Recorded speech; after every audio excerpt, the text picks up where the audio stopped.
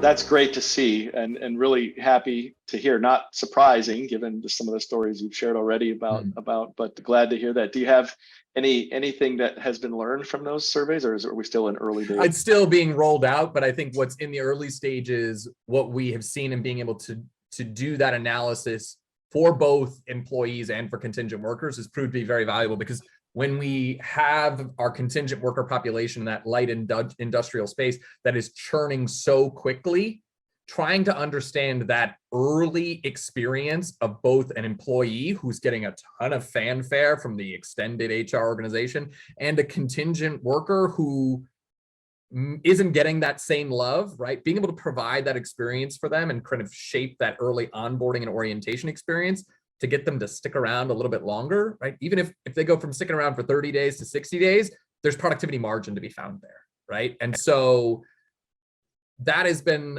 really key for us to get into that early experience and try and figure out, or do we have staffing agencies where there's a disconnect in like the actual description of the work that folks are going to be doing, right? There's that component to it, but also making sure you feel welcome, you feel included in this environment, despite you're not working directly for Pitney Bowes, you're still doing work for us.